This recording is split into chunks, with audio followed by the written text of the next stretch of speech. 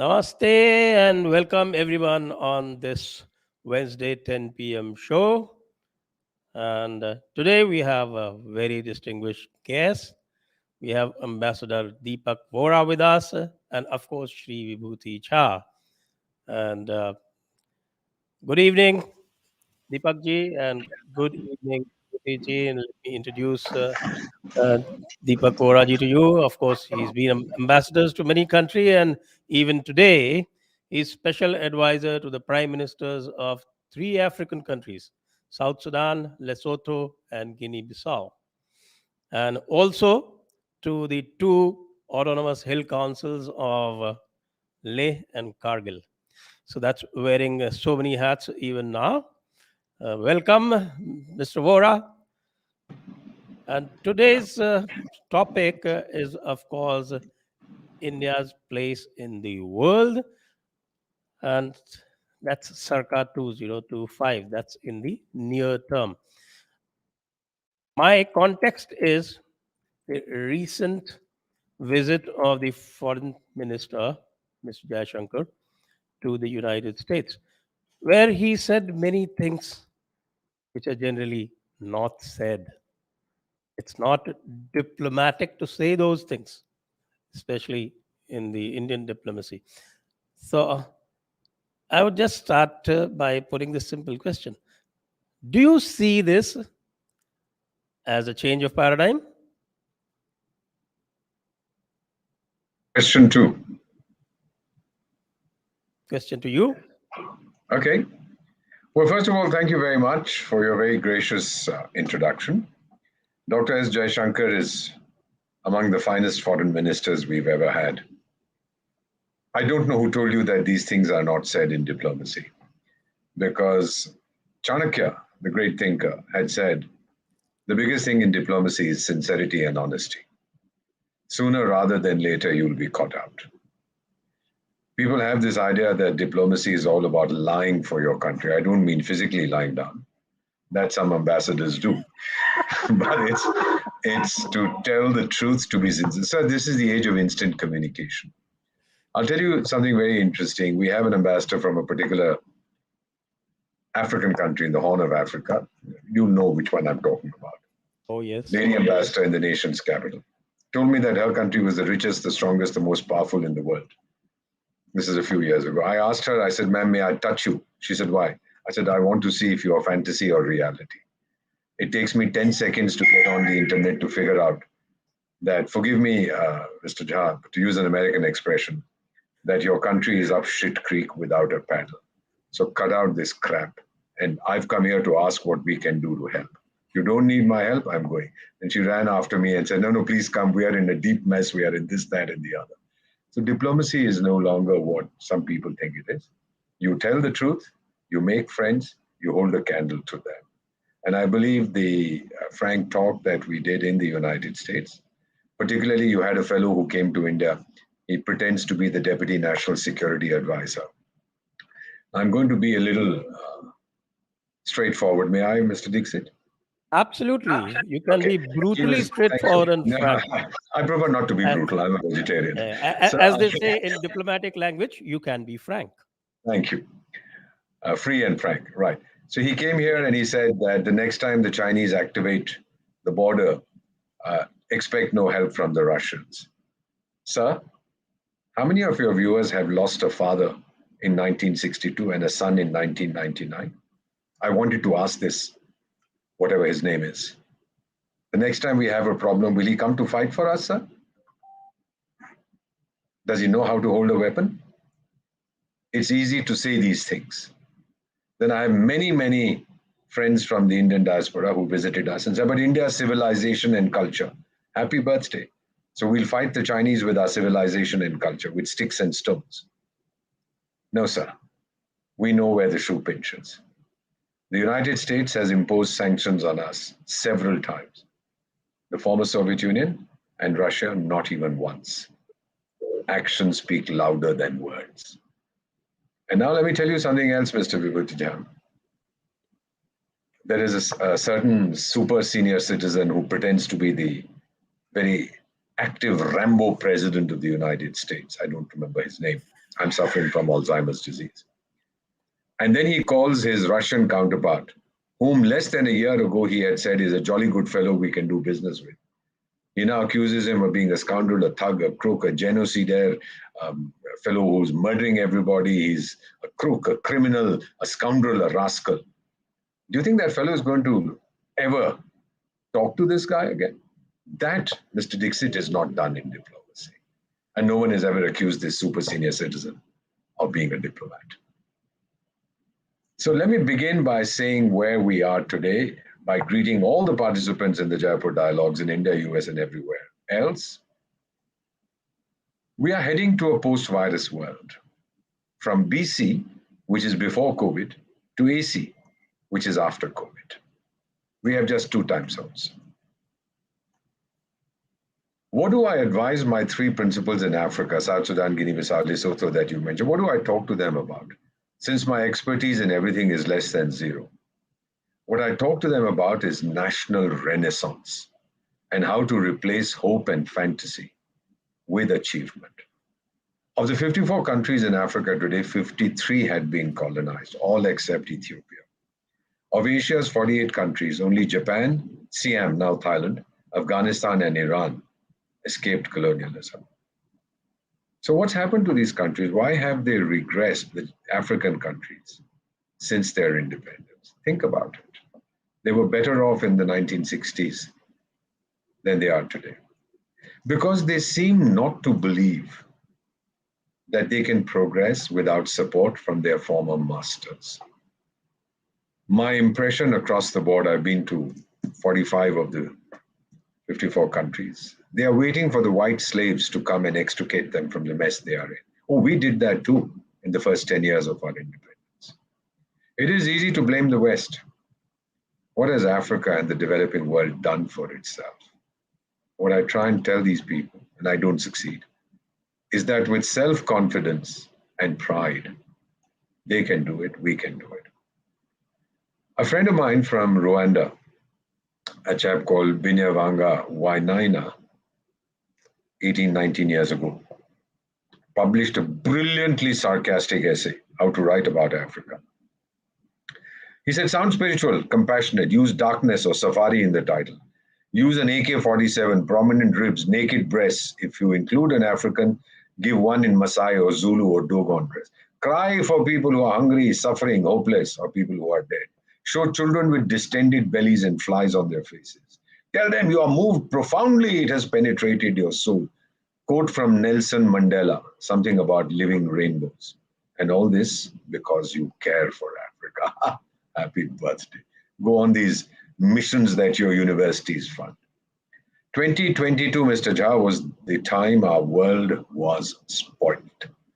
Poor nations are much poorer. Everyone's hopes and aspirations have been dashed. Mine have. As per the World Bank, well over 100 million people out of the 7.8 billion on our planet have been pushed into extreme poverty. Over 100 countries have sought help from the IMF and the World Bank, bilateral donors, all within 365 days, the first time in history. Our world will never be the same again. Never. We have a world today with Chinese characteristics. Unfortunately, it has a virus. You know, you've heard of a great country, it's called the United States of America. It made mobile phones an essential item. We even got designer mobile phones. China has made the mask indispensable. We even have designer masks. And the Chinese virus has killed well over 10 million and counting, made countless millions jobless and hopeless, diverted attention from environmental issues, terrorism, inequality. How did it come to this? Forgive me. Lured by profits, the liberal democratic world hoped to change behavior and attitudes in China through trade and make the communists less repressive and authoritarian. So it was admitted to the United Nations, WTO, WHO, all that rubbish. This foolish idea has had a long shelf life, but I think its expiry date is now over. So what next? 2,400 years ago, Chanakya had said, the great thinker, there is no friendship without self-interest. The Chinese invested some character called Sun Tzu or Sinzi or something like that. But we had Chanakya. He was a historical figure. So what is the self-interest of the world and of India?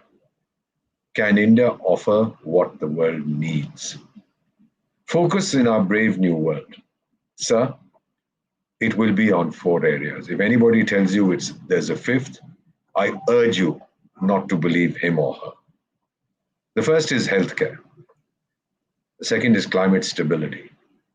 Third is recovery without terrorism, intimidation, domination. The fourth is dealing with new technologies. And of course, all this without hypocrisy. Health is going to be our overriding priority. I've seen some horrible figures that well over half of our planet's population, I repeat, well over half, has been exposed to the Chinese virus. For that, you need medical expertise to deal with it and infrastructure. The country that created the virus sent its visiting card to 200 countries. The visiting card said, virus. It gave an example of its power to hurt. In Brazil, I saw placards saying people died because China lied. The resurgence of the latest variant shows that the virus is not going anywhere, despite all attempts to hide its origin. Right now, even as I speak to you at 22:15 IST on the 20th of April, 2022, we've just finished a meeting to decide whether to declare a lockdown again because our numbers are rising.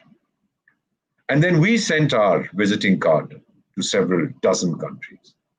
Our visiting card said vaccine. We lead by the power of our example. The United States, you like him or not, sir? There used to be a person, you might remember him, called Shri Trump, Donald Trump. I call him McDonald Trump. He said the US will never forget India's kindness. We gifted several million doses to many nations. Why did we do it, sir? We're a poor country. Who asked us? We shared our superb CoWIN platform free with 60 countries in July 2021. I don't mind telling you that some rich multinational companies asked us to sell them the platform so that they could then make money by giving it to these poor starving fellows in Asia and Africa. And we said, no, we won't make a fortune out of misfortune. We've started, again, our exports of vaccines.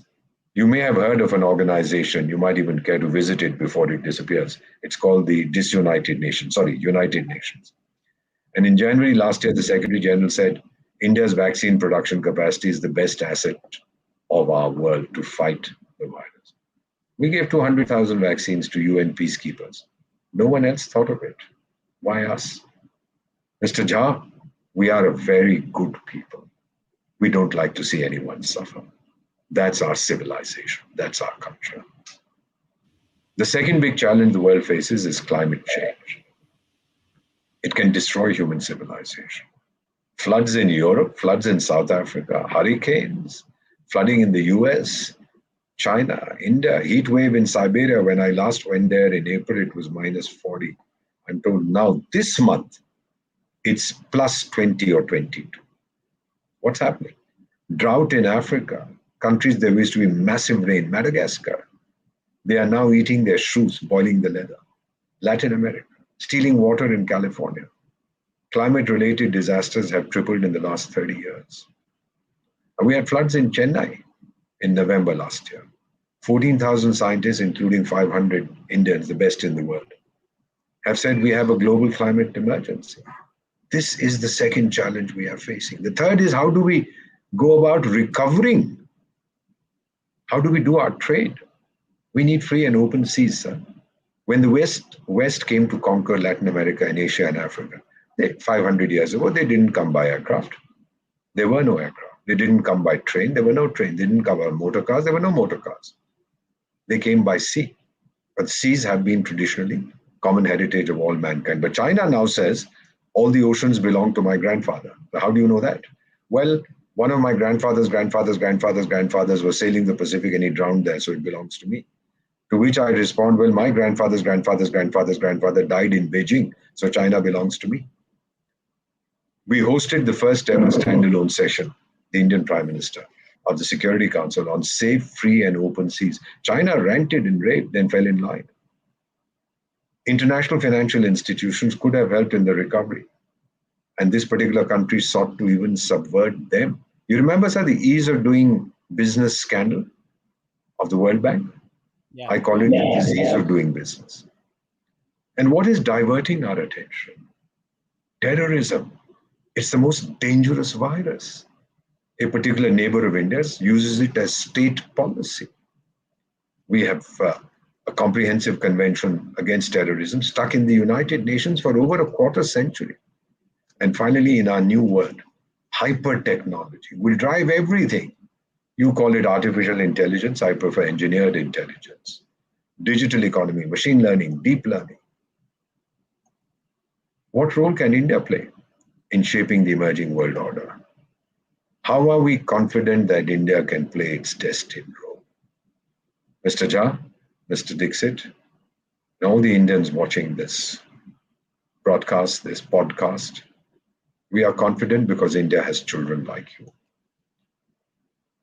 I tell my friends in Africa and Asia, the leaders I speak to, the thinkers, why should you follow India's example? Because we've been there. We've been to hell and back. We know what it's like. Sir, our humiliation. Till the 1980s, from our independence, not many of you know, we took a 2 million ton wheat loan from the United States in 1951, 4 years after our independence. By 56, we had zero foreign exchange left. 62, we fought with China. 65, we fought a war. 66, the rains failed. We devalued our currency. Mr. Dixit, we were asked not to eat on Mondays to conserve food. Sir, I have slept hungry 52 Mondays in 1966. Ask me what hunger is. And when Mrs. Gandhi went to beg for food, 9 and 11 million tons from the United States, one American newspaper that doesn't like India, it doesn't even know, said, new Indian leader comes begging.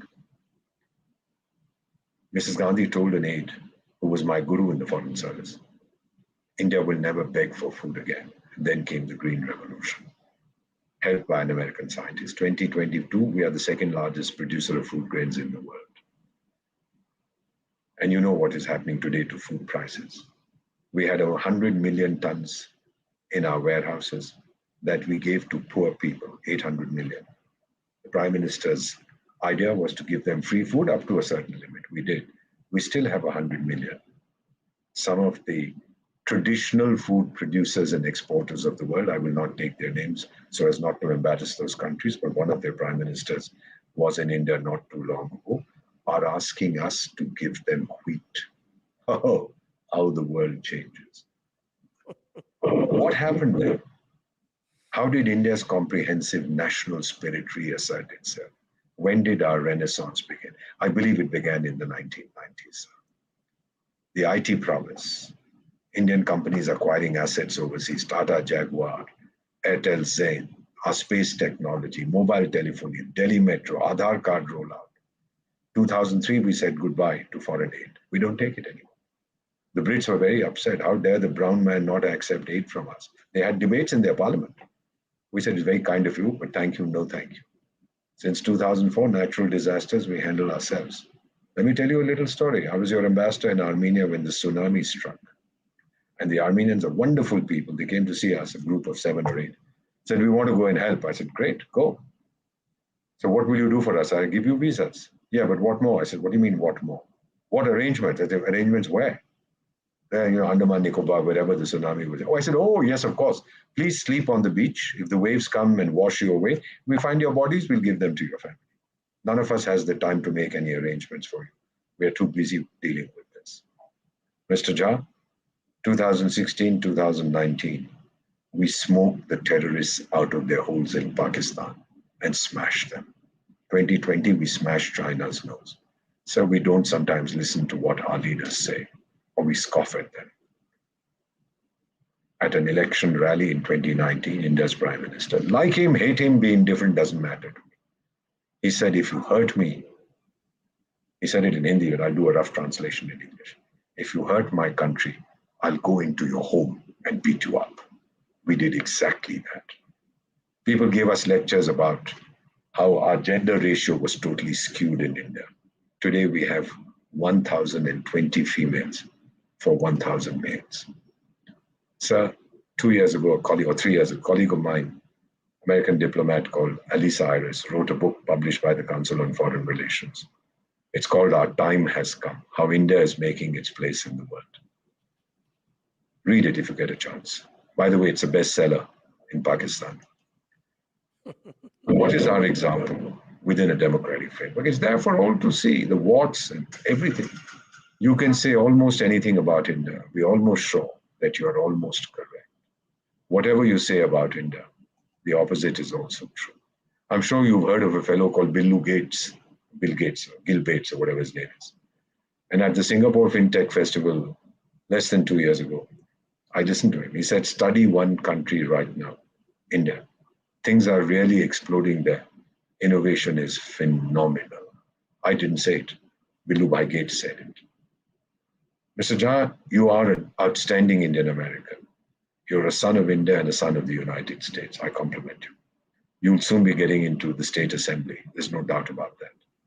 So what do you take for granted in a developed nation? You say we have good connectivity, roads, trains, planes, mobiles, we have high buildings, we have electricity, water, medical care, shopping malls, educational facilities, security. See what we are trying to do. Again, I hold no brief for the present Prime Minister or the government. What is their focus? Good connectivity, homes for everyone. 95% of India has electricity.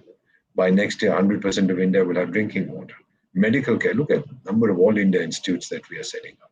Educational facilities. When I was made in India in 1951, we had 500 colleges, universities. Today we have 50,000.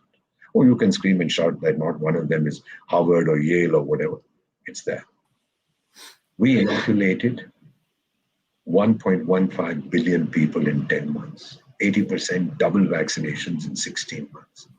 We brought 22,000 of our children home from war-ravaged Ukraine. Other countries were advising their nationals to find their way. We've promised 5 billion vaccines for the world in 14 months by the end of this year. I promise you, I know what's going on. We'll do it well before the end of the year. We are lifting one national out of extreme poverty every 1.5 seconds. It's not very much compared to US standards. For us, it's very significant. 2 years, we'll have piped water in every home. For a population of 1.3 billion, I have 1.6 billion mobile connections. We have a project called Atmanirbhar Bharat, self-reliant Bharat. Will it succeed? It has to, sir. It has become a people's movement. We can be cynical. Sometimes I am. Look at our track record. Jan Dhan Yojana, 2 bank accounts opened every second. Happy birthday. Beti Bachao, Beti Padhao, save your daughter, educate your daughter. Gender ratio totally altered. Clean India campaign, 1 toilet built every 2 seconds. Connectivity. Do you know that even today we are building 4 kilometers of national highway every hour? Every hour we are doing 4 kilometers. So the contours of the post-pandemic world are emerging. New relationships, new contexts. Never again should one country be allowed to control global supply chains. Officially, China used to be the world's chief adversary, even as we all love its cheap products. And things like Afghanistan, Somalia, Syria, Ukraine, Iraq, Libya, Pakistan, these are unnecessary diversions.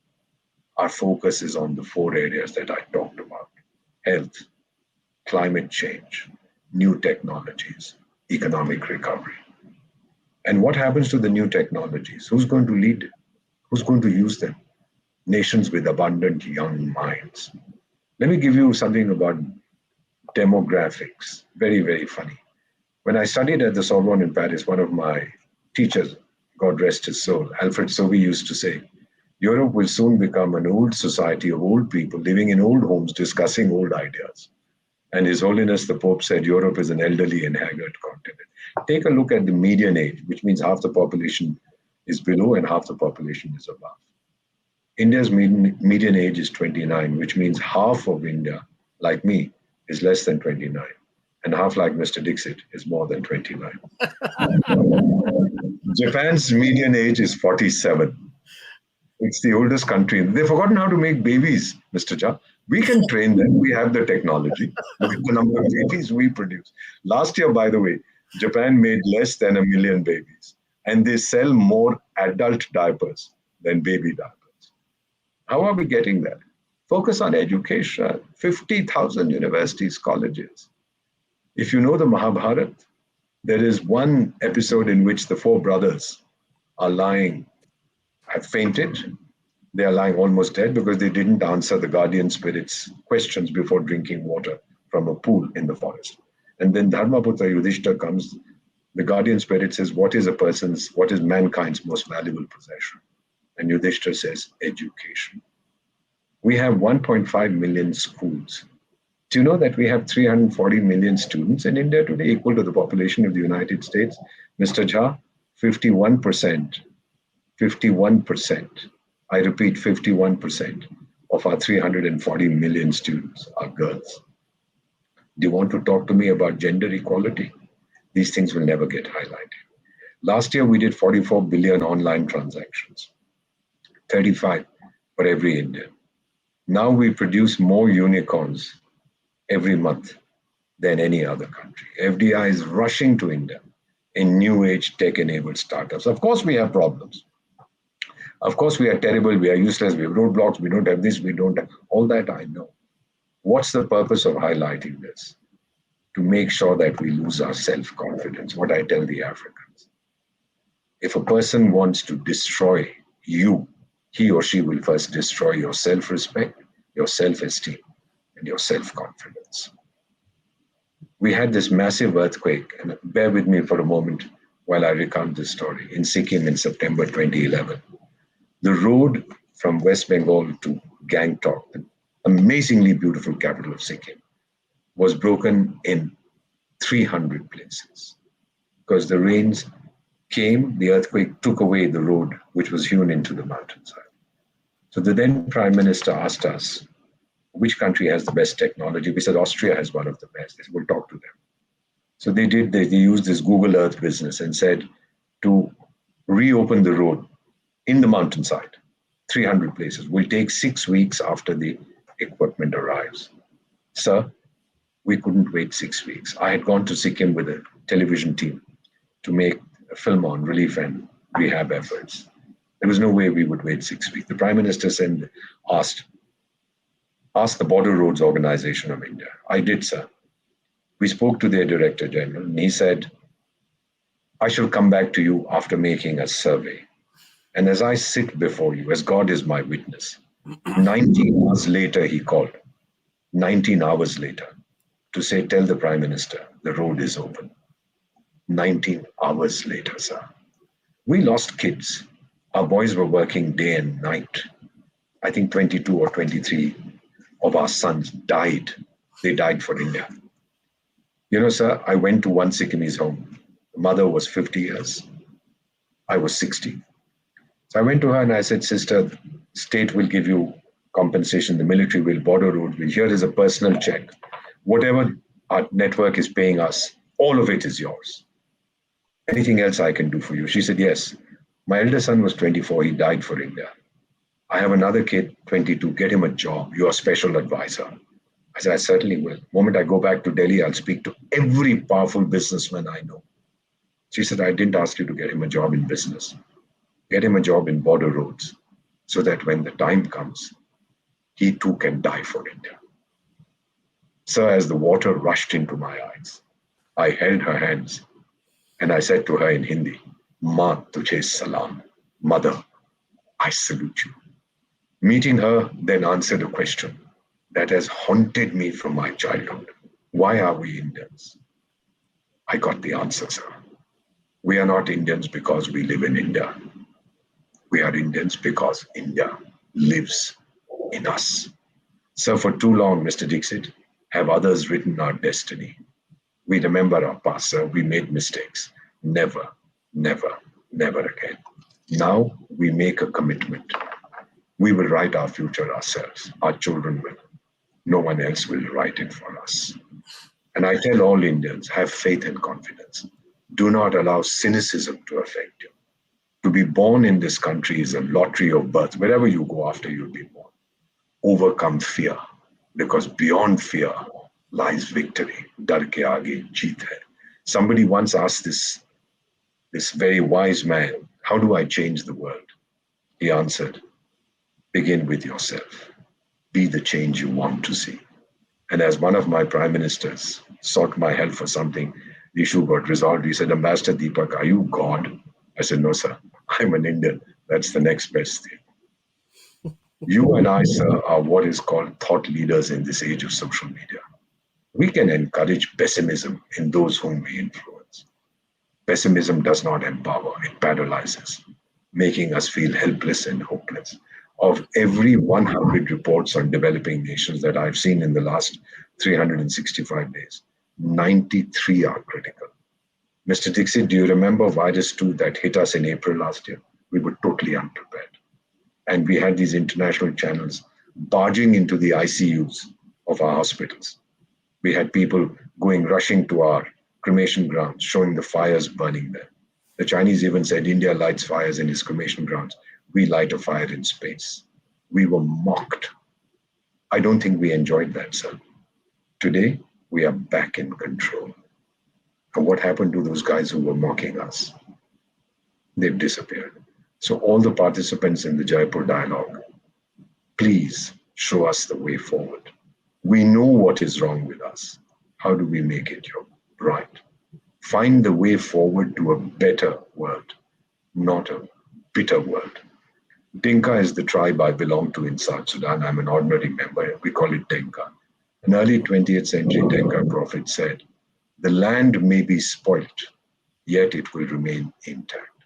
And if any of you ever go to Kargil, where I'm special advisor, you'll see my tombstone at the foot of the Lord Buddha statue. It's one of the Bamiyan Buddhas. The Taliban destroyed their statues in Afghanistan. We've kept ours intact. Same site in Kargil, 2,000 years old. Below that is a tiny little stone which says Deepak Vohra, India, 1951, the year I was made to eternity. And in my own hand it says, scattered in the dust, silent I remain. When India's bugle calls, I will rise again. When my commander saw that, he had tears in his eyes.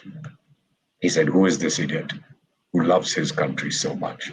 When he found out, he said, truly, that man is a lunatic. 125 years ago, Swami Vivekananda had said, future India must be much greater than ancient India, because India is awakening. And for all those who were sleeping for the last 32 minutes, please wake up also. Thank you ever so much for your time and patience. Now we move over to Vibhuti Jha for his few questions. Of course, it's been a very mesmerizing oration from Deepak ji. And Absolutely.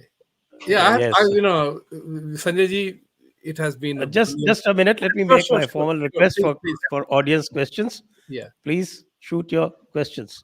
We are not going to let Ambassador Deepak Vohra go that easily. So please Please shoot ask your your questions. questions. Mr. Dixit will answer them. You have to handle Vibhuti ji first. I'm keeping in your wonderful spirit of your speech today, sharing your thoughts and experience was brilliant. And I'm reminded of a particular comment made by Professor Moriarty in the movie Sherlock Holmes and the Games of Yes. Shadows, that the human mind is so wired up for conflict that all that matters is whether you are supplying bullets or bandages. But the history has not changed. It continues on. And that particular thing is really worrisome. India in 2025 would be something like, it depends on whether Nota wins or Modi wins. So people have, very, Indians are very, very impatient people, They will rather not vote for him because things he didn't do rather than vote for him for things that he did. They did. Leave that aside. That's the nature of politics. Mr. Modi will have to endure or suffer his actions and doings. But how do we handle the conflict, like we Sanatanis, how do we handle the conflict of the organized mafia? You've asked a brilliant question, Mr. Jha. When you talked about history repeating itself or being the same, one of these great French thinkers had said, plus ça change, plus c'est le même. The more it changes, the more it's the same. And what is the lesson of history? That there is no lesson of history. We are condemned to repeat the same mistakes again and again and again. We've been doing it for thousands of years. Please read Barbara Tuchman. She was my professor. Her seminal work, 1983, I think, called The March of Folly. How we keep making the same mistakes again and again and act against our interests. Now, as a Sanatan Dharmi, how do we resolve the issues that we face today, the conflict? It will get resolved because Sanatan Dharma, as you know, sir, the literal translation is universal religion, not even religion, universal system of belief. I mean, dharma is your duty. Dharma is your religion, if you want to make the distinction. So we have a universal sense of responsibility, universal sense of responsibility to the world. People scoff at this when we talk of Vasudhaiva Kutumbakam, the world is one family. It is true. It is one family. When you hurt, I suffer. When I hurt, you feel pain. I don't think we don't have a concept in our philosophy of Schadenfreude or epicaricacy, which is as it's referred to in English, that I'm delighted when my neighbor suffers. Oh, no, we don't believe in that. We like to help people. Sir, the United States, your country where you live now, where you're soon going to enter the higher office, you welcomed immigrants from time immemorial. Look at the Statue of Liberty. Give me your poor, your oppressed, your whatever tempest tossed, for I hold aloft my lamp beside the golden gate. That is America's dream. It is still America's dream. It doesn't matter whether it's Mr. Trump or Mr. somebody else. It's still there. You are still the ultimate magnet. And what we are trying to do in India is make ourselves sufficiently attractive for our own people to understand that we've come a long way. In the 1960s, 70s, the United States had introduced a cigarette called Virginia Slims. Do you remember that, Mr. Vibhuti? You were not even born then. A very thin cigarette. Right. It was meant for women. And there was a beautiful ad featuring a woman very, if I may use the term, dressed very provocatively. And the punchline, Mr. Dixit, was, "You've come a long way, baby." And she was smoking a cigarette. So that's what we want the people of India to understand. India has come a long way, baby. All our warts, all our weaknesses, all our conflicts, we are moving steadily ahead, sir. I see it every day. Because politics is not my feat. I mean, just a little while ago, I was watching this debate on the bulldozers being used today in the nation's capital to demolish some illegal buildings. And here was one political party screaming, "But you didn't do this." And the other guy saying, "But we did this, you didn't listen." And the third fellow saying, "Well, what was the court doing?" And the fourth guy was saying, "You terrible fellows, my government was the best." And then somebody asked, "Well, where was your government?" He said, "Well, when it comes, it'll be the best." I mean, we had this kind of funny thing going on. It was surreal, the discussion. I rarely watch these. But the fact is, sir, that the people of India, please don't discount their common sense. They have very solid grounding in reality. And they're beginning to see what has happened. Oh, yeah, the Prime Minister's party lost elections in this state and the other state and lost 3 by-elections or 4 by-elections. These are straws in the wind. It doesn't indicate anything. When it comes to the federal government, I believe the people of India will make the choice based on what they see, what they hear, what they see, what they feel. Thank you for your contribution. I trust I haven't answered your question. Okay. Go ahead. We'll go straight to the audience questions now. We have 4 of them right now, but I think as we go through them, probably the number will increase. So we go straight to the audience questions now. Anurag Sinha. Oh, that's. Why do ambassadors allow Christian missionaries to come to India? Come to India. Ronen Sen has done it in USA. Is there any missionary visa? Please explain whole process. We Please do very not explain carefully whole process. You can give a short answer. Sure. Thank you, Mr. Dixit. We very carefully vet any visa application. It's for conversion purposes, for proselytization. Then we tend to discourage any such thing. We are a secular country. We're an open society. If a person doesn't tell us what he's coming for and then starts doing funny things here, then we make every possible effort to send the person back. When you apply for a visa, any country in the world, however developed, to a very large extent, we trust the applicant to tell the truth. Some of them lie, some of them conceal facts, and you know what happens subsequently. I mean, the United States has probably, we have some 40 million illegal immigrants in India. That's the figure I heard today, sir. 40 million, that's a lot. I don't know how many the United States has, but every country About lets in 13 people. million. Sorry, About sir? 13, about 13 million now. Okay. Today I heard the figure 40 million, 4 crores for India. Woohoo! Unbelievable. Well, I better It start. depends I on have a who you magnifying heard glass. from. This is government figures. And what I'm going to do is, for the magnifying glass, go around tomorrow looking at every fellow and saying, come here, where are you from, kind of thing. No, I'm not. But it's strange. And many of them, the debate was about illegal Bangladeshis, Rohingyas, and people of a particular religion who are coming to India. And then why did you give them cards? Why did you give them passports? Why did you give them this, that, and the other? That debate is unending. But we are very careful about giving visas to those who are going to indulge in proselytization, because at the moment, the phase of our development that we are passing through, we are sensitive to these things. So we don't want to provoke unnecessary conflict. Once we reach a level where we've matured beyond this, we'll give a visa to everybody. I mean, even if a fellow called Lucifer applies, we'll consider it favorably. Not now. Okay, we go to the next question. But just a clarification, the figures for these immigrants, they have only once been officially given, and that was by Mr. Indrajit Gupta. I think it Yeah. was the year 1970, 1997 or something, in a parliamentary question, reply to a parliamentary question. And since then, they have been interpolating. There is no reliable figure. You are absolutely right. This figure that I have is from someone. It's like how many enemy soldiers were there? Sir, there were 10. How do you know? Well, we had 10 chaps. They each saw one. Well, how do you know they didn't see the same guy? Oh, we never thought of that. So it's as simple as that. Best novels to understand Indian diplomacy. I haven't written yet. It'll be the worst. But some of my colleagues have, and I would encourage you. It's just that you keep observing, keep learning, keep listening. And the present establishment, I believe, both the foreign secretary who was ambassador in the US and the foreign minister who was also ambassador in the US, they both exemplify the best of our traditional diplomacy.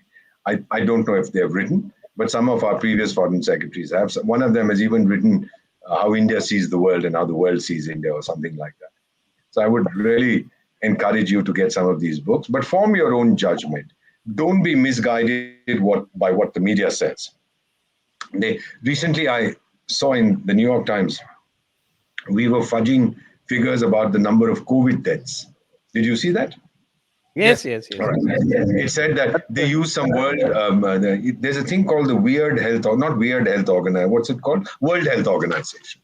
So they were using some figures from the World Health Organization to say that actually your death is 10 times the number. I said, look, you made a mistake. It's 50 times the number. How does it matter? The more I've lost, the more open I will be about it. What do I have to hide? They don't have an answer to that. Why should I tell a lie? How does it benefit me? If 50 people died from the virus, why would I say 10 died? How does it help me? I want to tell everybody that I was totally unprepared, but I've conquered it. That makes me feel good. What is the slogan from the Mundaka Upanishad, which is my motto, my national motto, Satyamev Jayate, the truth always triumphs. It's important to remember that. It's not just a slogan. We actually believe that. And so we never hide. I lost 20 people in the Galwan Valley crash. Do you remember that, sir? 2020? Yes. I lost 20 of our brave sons. And there is a fellow called Ping Pong in that funny country. First he said 4 chaps died. For 8 months he kept quiet. Then he said, oh, sorry, 4 died. Then a few weeks later, somebody came, no, sorry, his math is no good, 8 died. Then another time somebody else came and said, sorry, both their maths is incorrect, 12 died. Now we understand that the figure is close to 100. What is this? Releasing the truth in dribbles? I'm afraid I don't understand that system. Because ultimately, Satyamev Jayate, the truth will triumph. How long can you hide it? So that's it. As far as my colleague was concerned, something about congratulations to the brave sons of India. Yes, sir. Yes, sir. Thank you. So hats off to the hats off to brave sons of Bharat. That's to you, actually. Next. Mithilesh Kumar, salute Mr. Vohra for Sons, cutting up so sons many and good things. daughters. Capsule Sorry. today, awesome. Request Mr. Dixit to expand these in more episodes. Okay, Please that's expand great. them. Mr. Dixit, the request is to you. This So we'll wasn't have meant to we'll be. we'll have to go with a request to you after that. All right. Next, It wasn't meant to be, forgive the language, it wasn't meant to be a sort of, what can I say, a eulogy to India. We have warts, we have more than many other countries, but we acknowledge them, we try to deal with them. What we seek, sir, is not sympathy, we seek understanding. We don't want unnecessary criticism. Justified criticism spurs us to greater effort. Mr. Dixit should know this. He's an outstanding son of India. Mr. Jha should know this. What we appreciate is impartial criticism, impartial advice, impartial suggestion. But where it has an agenda, we prefer to stay away from that. okay. The next one, Harshit Malvi is saying the current world order is UN just governed by the victors of WW2, UN, ICG, WB, etc. headquarters in the West. What about Asian, African, South American centric order?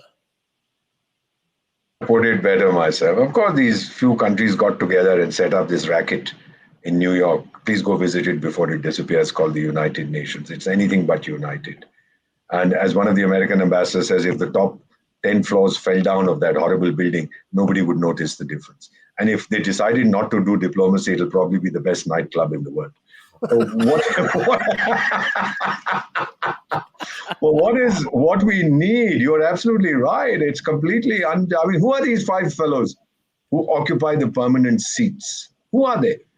What right do they have to claim that they are the guardians of the world? You no longer are. Maybe after the Second World War, you were, but not anymore. There were 45 countries or whatever that signed the founding charter. Today, I have 193 members. How do you deal with that? There are two European nations that have absolutely no business being there. They don't have the population numbers, they don't have the economic size, they don't have the military size, they have nothing, but they're staying on there. So therefore, will India get a permanent seat? The answer is no, not in my lifetime, not in its present configuration. We'll have to. We'll make a new body. It'll have to come. There's no question about it. It'll have to be the real United Nations or something else, whatever it is. There used to be a racket called the League of Nations that disappeared very quickly. Now, this thing also is an idea whose shelf life is over. इसकी expiry date आ चुकी है. The expiry date is long gone. Now it's time to consign it to the textbooks and to the history section. That's where it should be. That would be a textbook which nobody would want to read because there will be nothing to read. The next question, Vibhuti ji, you can ask this question. Okay. Ankit is asking, very proud to see the sons of soil in India like you three. My question is, thank you very much, sir. My question is, I guess currently USA has the weakest leadership in their entire history. Apart from Modi ji, there is no world leader, in my opinion, seems to be the person who can guide the world. Do you see any changes by 2025, 2030? Which country will emerge with such leader like Modi, and who are the options India has apart from Modi and Yogi? That's a very intelligent question. It's also a loaded question. Let me put it to you directly.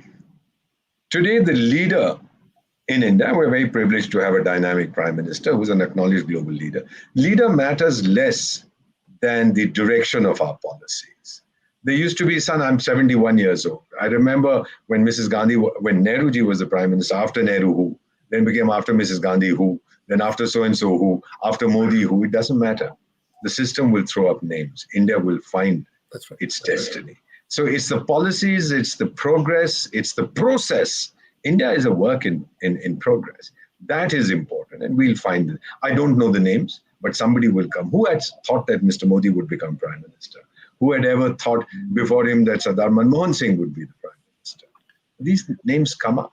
The general trend of our policies, domestic and foreign, remains the same because there is broad national consensus. That is the important thing. And we do not believe in abuse and vituperation.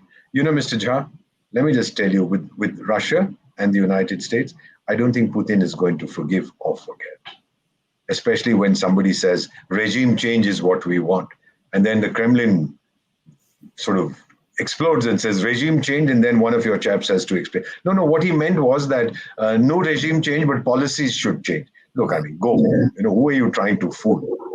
There are intelligent people in this world. I think that India will throw up a leader. We are expanding our presence internationally. We are finding space to express ourselves. And we're expressing ourselves through our intellectual prowess, through our financial clout, and also through the goodwill that we have earned in dealing with the virus. 5 billion virus vaccines is not a joke. We had said we'll do it in 14 months. I assure you, we will not wait till the end of this year to do it. We'll do it well before. That's what we do. We do things ahead of schedule. We are Indians. Okay, next one. Ambassador Vohra, thank you for such an insightful discussion. My question, sir, is in 2025. How do you see India's position in the Asia Pacific and specifically the Quad? This is from Oriental Arms. This question has been answered by our foreign minister. Quad, which is the Quadrilateral Security Dialogue. Mr. Dixit, do I have a minute to explain how it came about, the Quad? Yes. You have all the time. We have no time limitation as such. All right, thank you. We had the tsunami in 2004. We were the first responders. And then 3 other navies got involved, which is Australia, Japan, and the United States. Now, what we realized was that when we were sending our supplies to Thailand, Sri Lanka, Indonesia, other countries that had been impacted, everybody, Mr. Jha, was carrying the same stuff. So if we were taking bottled water, the other 3 fellows were taking bottled water. If we were carrying tents, they would all carry tents. So then the foreign secretaries of the 4 countries got together and said, buddy, let me take what is easy for me. You bring what is easy for you. Let the third guy bring what's easy. That was the beginning of the Quadrilateral Security Dialogue. It evolved over a period of time. Then the Aussies said, buddy, we love the Chinese and we're leaving. We said, well, happy birthday. So the Quad kind of went into hibernation. Then the Chinese turned around and told the Aussies that you are the white trash of Asia. You're chewing gum stuck to the boot of China. The Aussies got mad and said, how dare you say funny things like that? So they came back and said, let's reinvigorate Quad. And in any case, then the United States came along. Now, the Quadrilateral Security Dialogue today, the main purpose, the main focus is to keep the Indo-Pacific open so that economic recovery through the seas, about 90% of world trade even today is carried through the oceans, can proceed without any obstructions. And this is going to happen in the next 3 years. You're going to see it much more open than it is now. Why do I say 2025? What is India's position, sir? The Indian Ocean is the Indian Ocean. It's not the Argentinian Ocean. There's a reason it's called the Indian Ocean. Think about it. Why is it called the Indian Ocean? And today, I am the most powerful navy in the Indian Ocean. The United States, the Pacific, no one can challenge it. In the Atlantic, no one can challenge it. But here, I can keep the Indian Ocean free. They will keep the Pacific Ocean free. So we talk of the Indo-Pacific, which is the Indian Ocean and the Pacific Ocean. It's an interesting concept. It's a seamless concept. The world's most active waterway, the Indian Ocean and the Pacific Ocean. You heard of the Straits of Malacca. And the Chinese have been telling their fellows that watch out for the Indian Navy. These guys might do funny things in the Straits of Malacca, like choke it. We could. So then they were talking about this whole business about, so what is that port that they are building in our neighboring country that always believes in terrorism? Gwadar. Sorry, Gwadar. Gwadar. Yeah, Gwadar. So, Mr. Vibhuti Jha, I don't know if you have a business background, but many of my friends do. Would you invest in a project that has no returns? I doubt it, no? By the way, the Pakistani guys had come here in the US Yes, sir. to market that particular Gwadar project, and there was Did no they get return. any investors? Nobody. Yeah. Well, actually, there used to be a fellow, I don't know if you remember him, his name was Henry the Kissinger. And he had given a note to another character called Tricky Dick, Richard Nixon, saying they are asking for investment in Gwadar and all, forget about it. Don't even touch that wretched thing because there are no... You see, look at the thing about the Chinese. From where Gwadar is to wherever they want to take the gas or whatever comes in, 2,500, 3,000 kilometers, and one ship docking every month. It doesn't make any sense. That's why they asked the Pakistanis asked everybody and his grandmother, give us the money. They said, where are the returns? So then the Chinese put in the money, but the money has not been put in because it's a viable project. It's been put in because they think it has certain strategic value, that should a funny country called India decide to choke the Malacca Straits and cut off the Indian Ocean, then they will send it overland through Pakistan. What is already happening in Pakistan, we have a racket, sir. You've heard of it called CPEC, right? China, I know. Pakistan. China-Pakistan exploitation, not exploitation, economic corridor, right? CPEC. So they're already talking about that. And we just say, what have you done? Why did you do this? Now, last year, again, something for you to be reminded of. The Pakistan Auditor General's Office carried out a survey and said that in the low-hanging fruit of the CPEC, which was 6 power plants, the Chinese companies cheated us of $600 million. So the then Prime Minister of Pakistan, the fellow who claims he was a cricket player, so then he said, please bury this report. We can't offend the Chinese. Now, of course, he's cursing and abusing and shouting, and I'm sure they're going to publish that report. But $600 million is not a joke. I mean, it was eaten up. And then there were some Chinese engineers who were killed by the Baloch fighters, right? The Baloch chaps got hold of a few guns and shot up these guys, 9 of them last year. And the Chinese called these fellows and said, look, Mr. Jha, please listen to this. The Chinese foreign minister publicly said, I have ordered the Pakistani foreign minister to arrest these guys and shoot them. Have you heard, my brother, of a process called justice, the legal system, without a right to defend, just shoot them? I have ordered my Pakistani counterpart. Now, when you're treated like dirt, there must be something called self-respect. That is now coming up. And let me also tell you, many Pakistani friends, not officially, privately ask us, save us from the Chinese. Well, that's up to you. You went into it with your eyes open. You know who's saying the same thing now? Your buddies in Sri Lanka. Very soon it'll be Bangladesh and Nepal. All of them up to their necks in debt. They don't have the money to redeem their debts. And who's going to help them, sir? You guys are busy cursing Shri Putin in Ukraine. So who's the only one with the ability to help the Chinese today? Europe has no money. Obviously, Europe is broke. So it's obvious. Thank you very much. You've answered the question. It's us. Why? Sometimes I wonder. Then my wife of 45 years reminds me. She says, Deepak, remember, we are a very good people. I say, yes, honey. That's why you're married to me for so many years. Right. And just remind you about Gwadar, Ambassador Vohra. I spent my pre-IS life in the Merchant Navy. And as soon as they announced and talked about its viability, I wrote a piece. And exactly everything what I'd said in that has come out to be true. And they cannot even ship through Khunzare Pass because it is closed for 6 months in a year. So if we have to choke the Malacca Straits, we will choke it in the winters.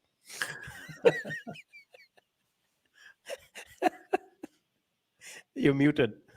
Sorry. Oh, no, have you unmuted me? Yeah. I said, thank you for the advice. I'll send it on to the naval chief. The guys get ready for choking it in winter. The question here is Russia giving us defense equipment. Their equipment is not doing great in Ukraine. You know, this is something that we are getting from the Western media, that one Ukrainian managed to throw a stone and 500 Russians fell down dead, all that kind of thing, which happens in Indian films. We are seeing it there. I don't know whether Russia is using its best equipment. And the answer to your question, why should we continue to buy it? Number one, they have never imposed sanctions on us. Number two, about 60, 70, whatever percentage of our defense equipment is of Soviet or Russian origin. Number three, sir, that's the reason for the Atmanirbhar project. When our foreign minister, defense minister were in the United States, he tried to market this Make in India thing. We weren't very successful. But we are saying, come and make in India. But their thing is that we must have never-ending wars. So we have never-ending markets for our never-ending arms production. If there were no wars, who would buy them? Take the case of France. Mr. Jha, Mr. Dixit, what is the threat to France? Which country threatens France? Have you any idea?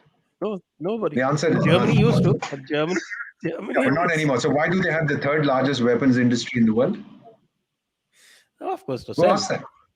Thank you very much. Happy birthday. I guess you've answered the question. There is something called fantasy, and there's another thing called reality. Very often reality triumphs over fantasy. But Mr. Patel, let me assure you that every effort, already about more than half of India's defense requirement is now being sourced locally. Give us another 3 or 4 years, we'll reduce our dependence on imports. Till then, I need to equip my sons to defend our borders. Okay, next question. The raw officers are always there in Indian embassies. How does espionage happen from embassies? Now he's asking you a classified question, Oh, some absolutely. classified I'll information. give a classified answer. No, we don't have raw fellows. We have pakawa fellows. We have cooked fellows over there. I don't know what you're talking about, sir. Never heard of these guys. Okay, Abhinav Bhatnagar, thank you. Akshay Harshe, if war happens, which countries will support Bharat? War happens with whom? If you're talking about war with China, the rest of the world will. War with Pakistan, we don't need anybody's support. We'll walk all over them in less than 24 hours. Oh, there is the nuclear option always. Well, I must say, I don't know if you've heard, Mr. Jha, there used to be a foreign minister in the previous government in Pakistan. Tremendous character. He had escaped from some circus with a tremendous fellow. I heard him speak somewhere.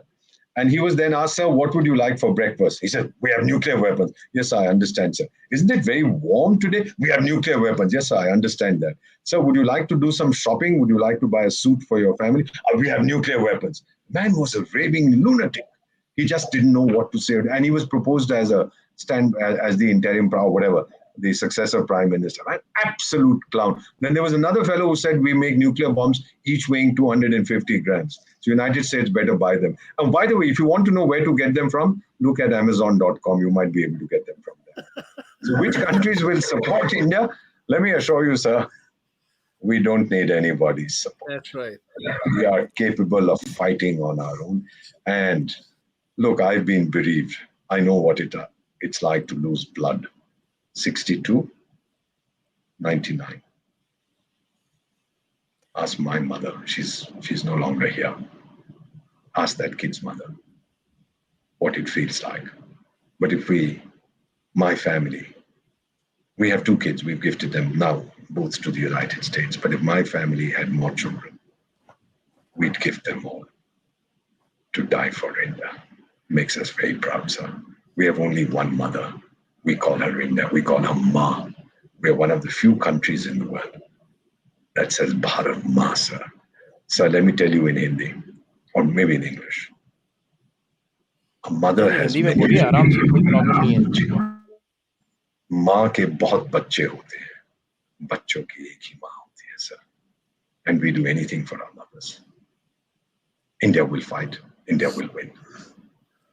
Okay, and just an aside about that foreign minister of Pakistan you mentioned, he was a Sufi Sajjada Nashin.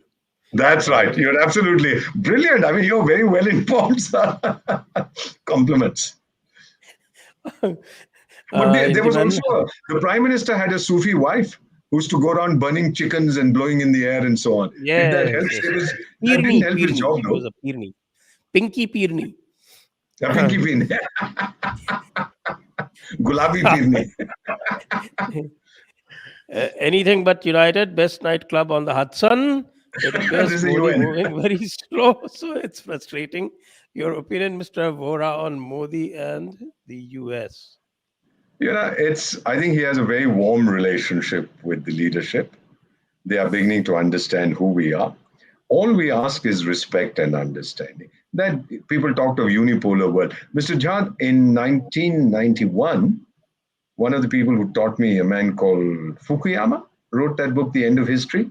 And one of your senators said publicly that when the world dials an emergency number, it rings in Washington.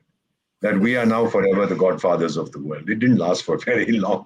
But this approach that America has to be number one. The international dialing code, by the way, Mr. Dixit, for the United States is number one. And even for their diplomatic, cars and so on, they've asked for number one, but we don't give it to them. We've given them 77 or something. Many countries, they are number one. So they like to be number one. Second, the underlying philosophy that we feel in diplomacy, we may be wrong, my way or the highway. So these guys went to Pakistan when Pakistan was training the Taliban, you might recall, after 9/11. And you had a chap who went and told the then Pakistani president, who's now lying in some hospital in Dubai, and says, I'm dying. But when the media goes out of his room, he pulls out his bottle of scotch and has a swig. Otherwise, he pretends to be dying, but he hasn't died for many years. And this character then was told so he says, by an American visitor, that either you are against us or you're with us. And if you're against us, we'll bomb you into the Stone Age. Now, those kind of threats don't work. The kind of threats that you're holding out against Shri Putin. You know, one of uh, your sidekicks, Mr. Jha, um, what is that fellow with the funny hair from England? The Prime Minister. He's landing up in Bojo, India. popularly known Sorry? as Bojo. Bojo. So Shri Bojo or Mojo, I'll ask for a virgin mojito from the fellow. He's showing up here tomorrow. He's going to Yes. Gujarat for what is he? What is he coming for? I mean, what can these guys give us? We don't need anything. I have more investment in that country than they have in India. We can What we can technology do try they and have, we can sir? try and colonize the British Islands. I think that's something that we can do. The empire strikes back. Sir, to answer your question, Mr. Indiman 11, Mr. Modi has made very warm personal relationships with many, many world leaders.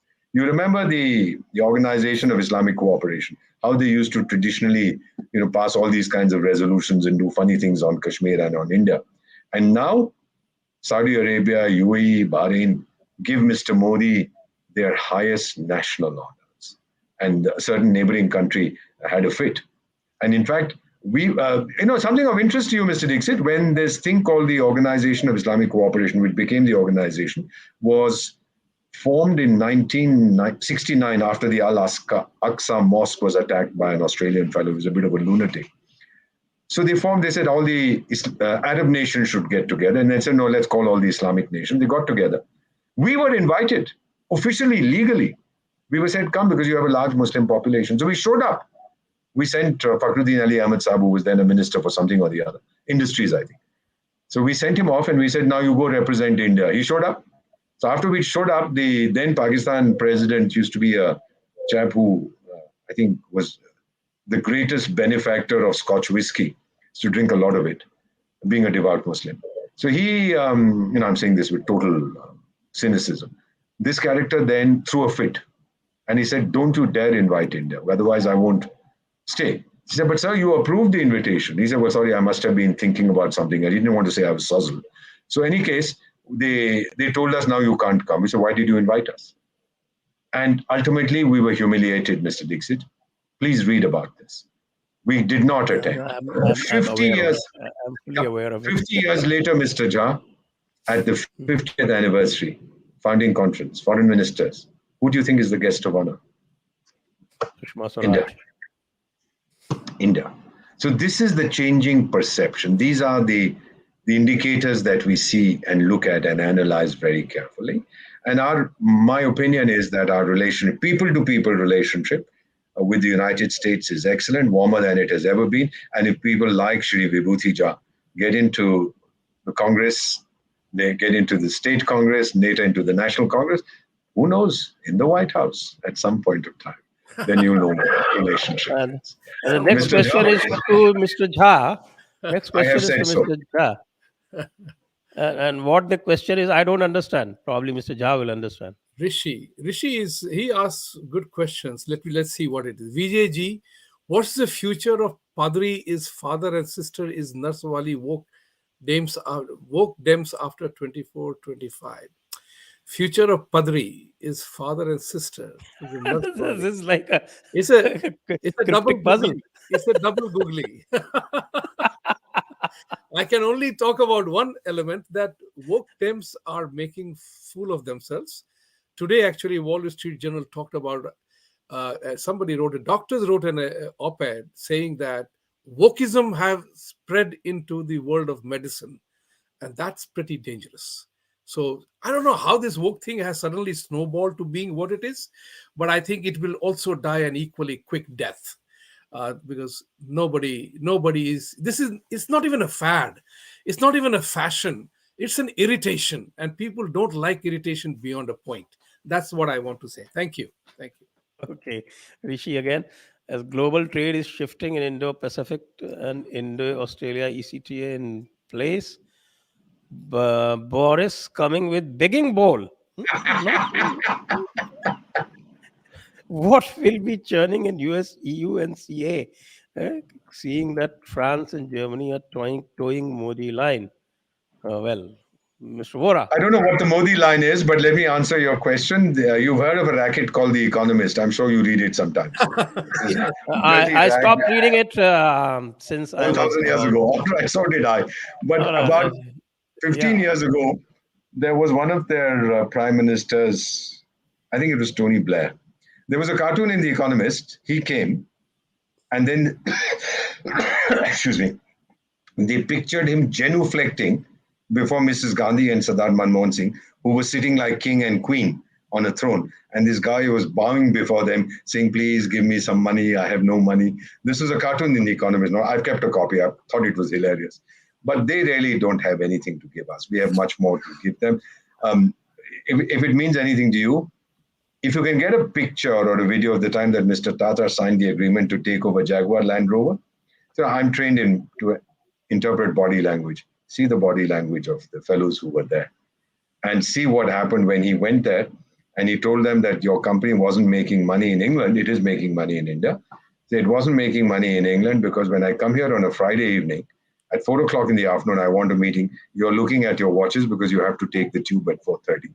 He says, in Mumbai, I get there at 2 o'clock on the morning of Saturday, Sunday. In the morning of Saturday, Sunday, my entire staff is there for a meeting. That's the difference between you and I. They didn't like it one bit, coming from these wretched brown fellows who they had ruled for 200 years. How dare you, Mr. Dixit, say such things, Mr. Vibhuti Jha. We will rule them. We'll rule them. Don't worry.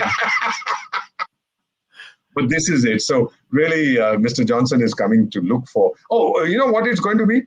I can tell you what the statement at the end of the visit will be. We reaffirmed our traditional partnership. What traditional partnership? The exploitative partnership. And we have decided on the new road for every prime minister who comes, he charts and he constructs a new road forward. And we have reaffirmed our commitment, etc. All funny things, human rights, human wrongs, human maybes, human will be's, human should be's, everything we'll talk about. But on the ground, -0 progress. No, I think we should start claiming some part of that $45 trillion. That's bigger than their GDP. over 15 years, they can pay it back.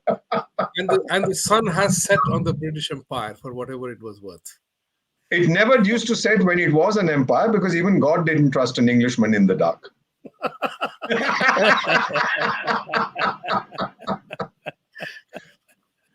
Okay, next one.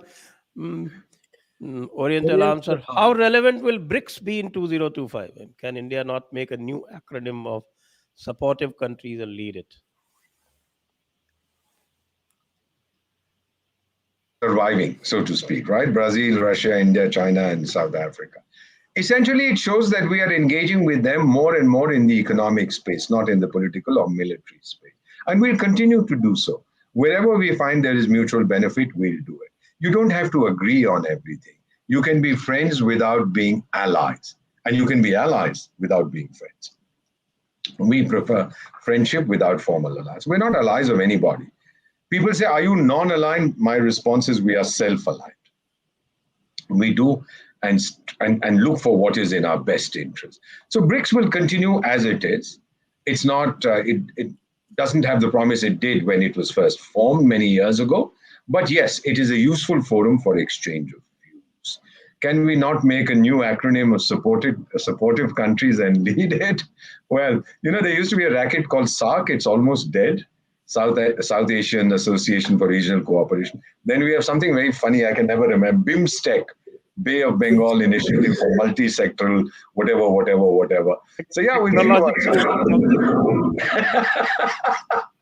But essentially now, as your economy develops, as it grows, they'll come to you, sir. Look at the number of world leaders making a beeline. Reminding me, Mr. Jha, of Jimmy Carter's campaign in the 1990s. Somebody asked him, why should we vote for you and not for the other guy? What did the other guy do wrong? And he said, it's the economy, stupid. Right. That's what it is. Not Jimmy Carter. Not Jimmy Carter, sorry. It was Vibhuti Clinton, forgive me. Vibhuti Clinton, right. In the 90s. Vibhuti Ji, your I keep question. calling them Bilu. Oriental arms coming back again. Looking inward into our own borders, do you feel that the current disposition would need to be more decisive about state security and not pussyfoot by way of appeasement of the major minority. They sometimes come out looking weak. Case in point, Delhi riots, fake farmer protests, and Biryani Bagh protest. You are You're muted, muted. sir. Supreme Court of, sorry, you've touched a raw nerve. In 12 hours from now, the Supreme Court of India is going to start hearing this case about the bulldozer effect, what Shri Yogi used to do in UP, Uttar Pradesh. It seems to have come to the nation's capital. We've just demolished several buildings in the heart of the national capital. These were illegal. Then the fellows who were living there said, well, why did you give us permission? Then we said, well, why did you bribe the fellow who gave you the permission? So go catch the fellow who gave the permission. Then we said, we'll go catch the guy who gave a bribe. The fellow is dead. The fellow who gave the permission is dead. You know, how far back do you go? But basically, we said this land doesn't belong to you. Go away. They refused. The Supreme Court gave a stay around 1100 hours today. I was following that. I was involved indirectly. And tomorrow, the Supreme Court of India will be hearing the petitions that have been filed, saying that take it as a fait accompli, but that's very dangerous. We are not going to accept it as a fait accompli. Important thing is, what is behind the protests that took place? What really sparked this whole thing was the Hanuman Jayanti, the birthday of Lord Hanuman procession, and some fellows from the top of these buildings where the procession passed through, opposite a mosque, they became very agitated and started throwing stones and firing. And when some people went into whatever building they were fighting from, they found a cache of arms that had been locally made. So that could have been very dangerous. Tomorrow now, I think the truth will come out. Investigations have been ordered. And the chaps, you know, this is the age of social media, Mr. Jha. It's very difficult to hide something because people make videos and upload it. So from the information that we have, the inside information, there are some agencies, individuals, groups that are instigating this violence. They are dangerous and we're going to nab them. There's no question about it. Our intelligence and our police is strong enough. We'll find these chaps and we put the National Security Act in them, which means they don't have to be produced immediately in a court, etc., nor can they be given bail till the investigations are complete. You know, you can argue till the cows come home, human rights, whatever, but national security is bigger than anything else. The good thing is that they are now, the central government or the Home Minister is now following the Yogi template. That's good. Next. Hannibal, what efforts are being made in advanced technology research in India? Russia just tested their Sarmat Satan 2 hypersonic nuclear capable missile. Anything to learn from them? Let me just refer you to a newspaper report which says that there are 4 countries with the capability today to produce and test hypersonic missiles. United States, of course, is the world leader, number 1. Referred to Russia, number 2. Guess who's number 3? India. And China was number 4. And by the way, world militaries today, sir, these are not my figures, Mr. Dixit. This is the Global Firepower Index. Most powerful military in the world, United States, no question. I mean, the amount of money you spend is more than the next 20 countries put together. Then comes Russia. Number 3, surprise, surprise, is us. And number 4 is China. The world is waking up to our potential. I come from a family that has, had people in olive green. So let me just tell you that we are no pushover. This is not the India of 1962. And what the Prime Minister said at that, Mr. Dixit, you know this, at the election rally in Patan, Gujarat, 2 years ago, 2019, 3 years ago, where he wagged his fingers and said, if you annoy me, I'll get into your home and beat you up. That's exactly what we did. They should have listened to him. We'll enter your home and thrash you. Okay. Can India escape the onslaught given the neutrality we maintain? Should there be a world war? Madhu is the... It's easy to talk about a world war. It's also sometimes dangerous. There were 65 countries involved in World War II. If there is World War III, and we heard it'll be fought over water, it'll be fought over oil, it'll be fought over this, that, and the other. If there is World War III, then World War IV, we'll fight it with sticks and stones. No, I don't think there's going to be a world war. We are not neutral. We are self-aligned. We don't like the word neutral. We examine every issue on its merits. Like we had those things about that place, Bucha, whatever that place is in Ukraine. And there were bodies found on the streets. We said, well, there should be a thorough and independent investigation. We didn't say this is all rubbish. We said, please investigate and let us know. Because you never know, sir, what is really the truth. Because in any war, as Chanakya said, the first casualty is always the truth. The truth dies first. Now, the second question is, who is Rothschild? Rockefeller controlling World Bank. Hitler's grandfather was Rothschild. Is this all true? Mr. Jha will answer that. He lives in America. Yes, and he's a banker too. And he's a bank. My lips are sealed.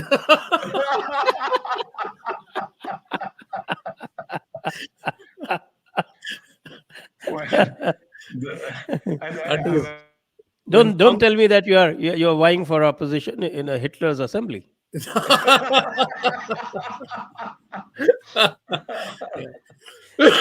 Arjun asks, there's no when answer to Congress that. was in power, there was an attempt to kill central exams. CEs like Geico led to Chinese tech domination. Need to preserve G, NEET, and CUET.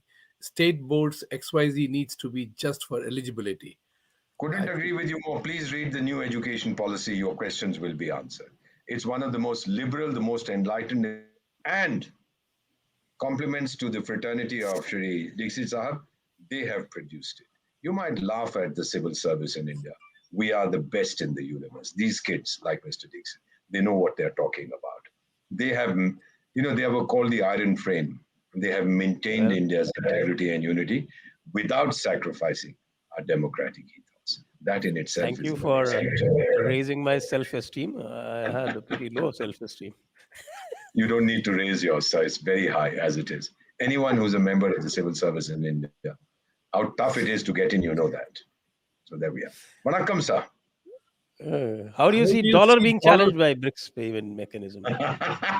Dollar is being challenged by the ruble. Now the banker will tell you. He'll answer that question. Mr. Jha. Yeah, there is a very interesting theory coming up now. Is that because of the sanction of Russia, US dollars might has been hit. US itself could be victim of many sanctions coming directly or indirectly. And as earlier you mentioned that we are living in a very sharp world driven by technology, and people no longer want to depend on one currency. It's like literally defying the old adage that you don't put all your eggs in the same basket. So Yeah. why the dollar basket? So people are now looking at alternative, and I think there are many arrangements coming up. Plus, AI driven, actually, blockchain, other driven, lot of other payment options are emerging. So very soon, you might find that many central banks and banking mechanism itself may be rendered useless. And many alternate methods are coming. What about cryptocurrency? It's a strong, sir. I have an involvement with a company called libcoin.net. Please have a look at that. We are into the manufacturing of electric vehicles and lithium batteries in India, actually, by the way. Oh, I'm chairman of a company that is, I'm honorary chairman, non-executive, that is doing lithium batteries and is doing electric vehicles. I think we should link up. We should link up. See? We must link up. Yes. Thank you very much, Jaipur Dialogues, for getting us to link up. We gave crypto a currency now. I love you, And this Mr. is Jha. You're the amazing. D Singh. Thank you very much, Mr. Singh. And with that, I think we come to the end of this session. This has been a wonderful session, and about 80% higher mm, mm, concurrence than Oh, normal. So we had would you about let me say 1800 concurrence. one thing before I conclude? Will you give me another 30 seconds? Yes, sure, absolutely. Mr. Jha, Mr. Dixit, one of my childhood heroes, which I learned from my late father, was a fellow called Genghis Khan, Genghis Khan. He was considered a great dictator, tyrant, this, that, and there was something he said which has inspired me always. And he said, if you are afraid, then don't do it. But if you do it, then don't be afraid. That, I believe, is the defining philosophy of the present government. Karna hai to karna hai. Let's go ahead and do it once we have taken a decision. No As, pussyfooting. as the Western rodeos used to say in America, a man got to do what he got to do. A man got to do what he got to do, right? You pays your money and you takes your choice. Yeah. Okay, so we finally ring a curtain on today's session. Just before parting, once again, our customary request Please do subscribe, please do share and like, and of course, our support for the people abroad. You can join us through PayPal, and the link is there in the description. Thank you so much, Ambassador Vohra and Vibhuti Ji, for joining Thank us you. tonight. We had a wonderful session. Thank you, everyone. Thank you, the viewers. Jai Hind, Vande Mataram. Jai Hind, Vande Vande Mataram. Mataram, sir. Thank you. Thank you, sir. Thank you. Bye bye, sir.